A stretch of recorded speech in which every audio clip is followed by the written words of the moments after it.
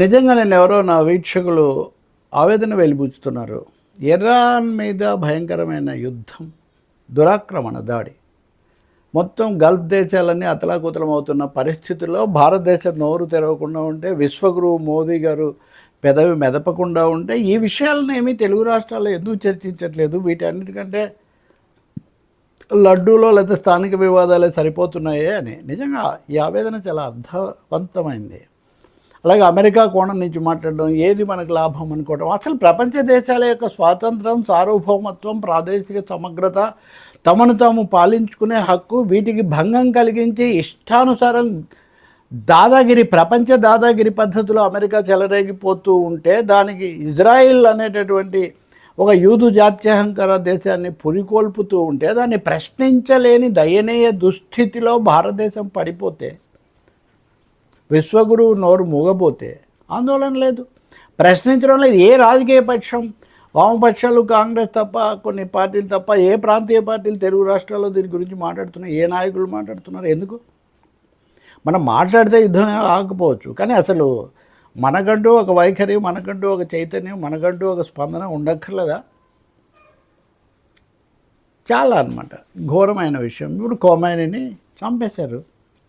ఆయన ఒక మత నాయకుడే కావచ్చు, ఆ దేశానికి ఆయన సుప్రీం లీడరు. చంపామని ఘనంగా ప్రకటించుకుంటున్నారు. దీన్నేమి ప్రశ్నించడం లేదు. భారతదేశానికి స్నేహంగా ఉన్న ఇరాన్ సర్వాధినేత దుర్మార్గంగా చంపబడితే దాని మీద విచారం కూడా వెలిబుచ్చలేదు. మనం ఇంతవరకు విచారం కూడా వెలిబుచ్చలేదు.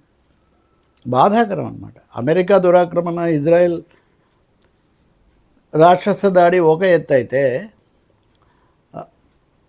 G20 అనండి, లేకపోతే బ్రిక్స్ అనండి, అన్నింటిలో ముఖ్య పాత్రలో ఉన్న భారతదేశం విశ్వగురువు నోరు తెరవకపోవడం చాలా ఆశ్చర్యకరం.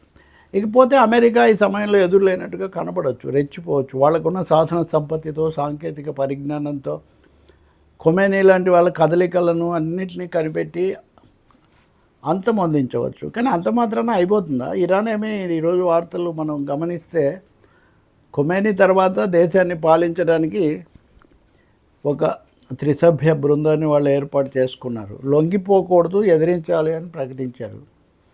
అలాగే మసీదు మీద వాళ్ళు ఎర్ర రంగు జెండా ఎగరేశారు. దీని అర్థం ఏంటంటే, మేము ప్రతీకారం తీర్చుకుంటాము అని. ఇది నిజంగా పెద్ద ఆందోళనకరమైన పరిస్థితిని వాళ్ళు తట్టుకుంటున్నారు. వాళ్ళని తల వంచట్లేదు. ఇదే సమయంలో సంప్రదింపులు, వాళ్ళు నా దగ్గరికి వస్తూ ఉన్నారు సంప్రదింపులకు, అది ఇది అని ట్రంప్ మాటలు చెప్తున్నారు. ఇది నిజమా, ఎక్కడ వస్తున్నారు, ఎవరన్నారా చెప్పట్లా. ఇవన్నీ ఫీలర్స్ అనమాట, కావాలని అవతరాలను ఒత్తిడికి గురి చేసే ఎత్తుగడలు. దీంట్లో ఇంకో భయంకరమైన కోణం ఉంది అని ఈరోజు పత్రికల్లో మనకు కనిపిస్తుంది. రూబియో ఇప్పుడు అమెరికాకు సంబంధించి విదేశాంగ వ్యవహారాలు, వీటిలో ఆయన చూస్తున్నారు. ఇంకోవైపున జేడీ వాన్స్, అమెరికా ఉపాధ్యక్షుడు ట్రంప్ వచ్చాక. జేడీ వాన్స్ గతంలో దేశాలు, వాటి జాతీయత, వాటి గురించి మాట్లాడారు యూరోపియన్ సమావేశంలో, యూనియన్ సమావేశంలో. కానీ ఇప్పుడు ట్రంప్ వచ్చాక ట్రంప్తో పాటు ముఖ్య పాత్ర వహిస్తున్న ఈ రూబియో, ఇది మతాల యుద్ధంలాగా చెప్తున్నారు ఆయన. మనమంతా ఒకటే ఫెయిత్కు సంబంధించిన వాళ్ళము, మన మధ్య చిన్న చిన్న తేడాలు ఉన్న Europe, America, western civilisation, clash of civilisations అనే శామ్యూల్ హంటింగ్టన్ పుస్తకం మీరు గుర్తుకు తెచ్చుకోండి. ఈ ఇరాక్ యుద్ధ కాలంలో ఆయన రాసినటువంటిది. క్లాష్ ఆఫ్ బార్బేరియన్స్ అని దానికి మళ్ళీ ప్రతికూలంగా ఇంకో బుక్ కూడా వచ్చింది.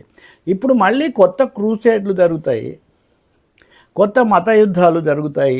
ఇది అమెరికా పెట్టిన సిద్ధాంతం. జిహాద్ అనేది ముస్లింలకు అని చెప్తుంటారు. కాదు, ముస్లింల జిహాద్ అలా ఉంచి క్రూసేడ్స్ అక్కడి నుంచే, పశ్చిమ దేశాల నుంచే మొదలయ్యాయి. ఎప్పుడో బైజాంటైన్ రోమన్ సామ్రాజ్యాల కాలం నుంచి. కాబట్టి ఇప్పుడు మరొకసారి ఇరాన్ అనే పేరు పెట్టి అక్కడ ఉన్న చమురు సంపద మీద, సముద్ర మార్గాల మీద, ఆ దేశాల సార్వభౌమత్వం మీద దాడి చేయటం, దీనికి వెస్ట్రన్ సివిలైజేషన్, పాశ్చాత్య నాగరికత, క్రైస్తవ విశ్వాసాలను ముసుగు తగిలించటం అమెరికా చాలా ప్రచ్ఛన్నంగా చేస్తున్నటువంటి పని. చాలా యూరోపియన్ దేశాలు మాట్లాడలేదు దీని మీద, మీరు గమనించి ఉంటారు. కాబట్టి ఇక్కడ మూడో కోణం అదే. ఇంకా తర్వాతది భారతదేశం కూడా మన దేశంలో మత రాజకీయాలు, హిందుత్వం ఇవన్నీ నడుస్తున్న సమయంలో ఈ కోణం చాలా కీలకమైంది. ఇప్పుడు మన దేశంలో కూడా అల్లర్లు రావచ్చు, హింస రావచ్చు అని హోంమంత్రి అమిత్ షా ప్రకటిస్తున్నారు. జమ్మూ కాశ్మీర్లో ఇంకా కొన్ని చోట్ల ఆందోళనలు, నిరసనలు వచ్చాయి. వాళ్ళని నిరసన తెలపనివ్వండి అని కాశ్మీర్ ముఖ్యమంత్రి ఒమర్ అబ్దుల్లా చెప్పారు.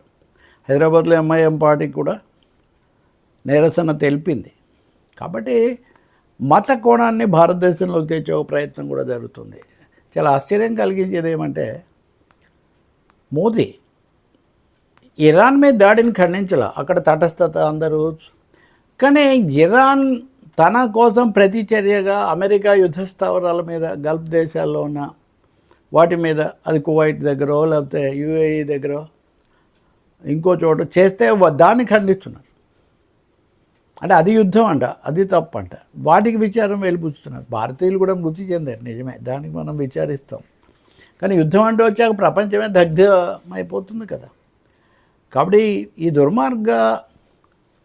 దురాక్రమణ యుద్ధాలను ఖచ్చితంగా ఖండించాలి. భారతదేశం గట్టిగా శాంతికాముక స్వరం వినిపించాలని దేశ ప్రజలు కోరుకుంటున్నారు. ఈ దేశంలో ఉన్న మతత్వం చాలక బయటి ప్రభావాలతో మరిన్ని మతపరమైన విభజనలు రాకూడదని కూడా మనం కోరుకోవాలి.